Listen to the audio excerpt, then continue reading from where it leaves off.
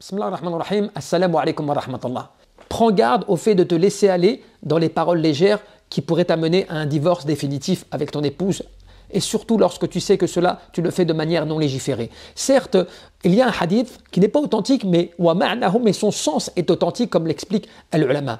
Le prophète sallallahu alayhi wa sallam aurait dit « Abradu al-halal indallah » at-talaq. La chose la plus détestée auprès d'Allah mais qui est permise, c'est le divorce. Et donc les ulama nous disent que effectivement son sens est authentique parce que Allah subhanahu wa ta'ala n'aime pas le divorce, n'aime pas le chaos dans la société et n'aime pas le chaos au sein de la famille, surtout lorsqu'il y a des enfants. Aujourd'hui, les jeunes ont surtout tendance à vouloir se marier rapidement, sans même réfléchir, sans même certains des fois respecter les conditions, et lorsqu'ils arrivent donc à leur objectif, ils divorcent tout aussi rapidement qu'ils voulaient se marier. Donc c'est très grave. Et aussi, nous avons des personnes qui parfois sont mariées depuis 10 ans, 15 ans, 20 ans, 25 ans et divorcent, et cela souvent pour des raisons qui ne sont pas vraiment très légiférées, pour des raisons de passion, pour des raisons de désir mondain, pour des mauvais comportements, des mauvaises paroles au quotidien. Tout cela mène à une dégradation du couple et forcément à un divorce. Et cela, on oublie à quel point Shaitan fait un travail particulier dans ce domaine parce qu'il veut le chaos au sein de la famille.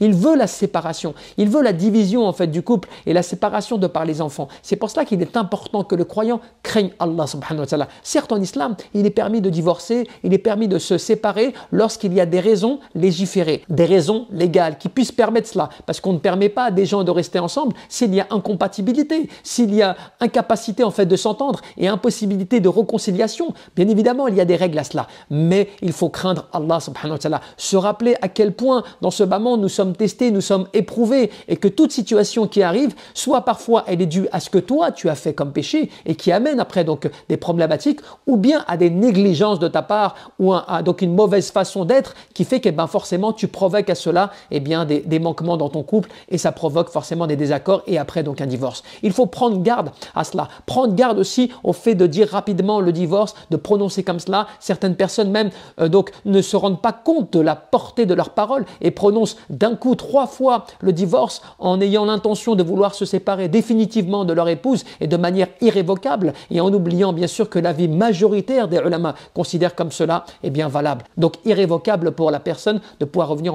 avec son époux, si ce n'est bien sûr en se remariant avec d'autres et ainsi de suite. Comme cela est bien démontré dans Surat al-Baqarah et dans les règles de la législation. Donc c'est pour ça qu'il faut craindre Allah Jalla fi'ala. Faire attention à notre comportement au quotidien et faire attention à la pesée de nos paroles. Et surtout lorsqu'il y a des problèmes, il faut revenir à ce que Allah Jalla fi'ala nous demande, à savoir le livre d'Allah Azza wa Jal et la sunna de son prophète alayhi salatu wassalam, avec les paroles des ulama, des savants, et de pouvoir aussi analyser les choses en détail et en profondeur pour savoir de quelle manière résoudre les choses quand cela est possible. Car le fait de pouvoir faire preuve de patience, d'avoir un bon comportement et d'agir de la meilleure des façons pour plaire à Allah subhanahu wa ta'ala, cela est bien plus valorisant et cause beaucoup plus de mal à Shaitan qui voudrait la séparation, la division et l'explosion du couple. Qu'Allah subhanahu wa ta'ala nous réforme. Wallahu a'lam. Barakallahu fikum.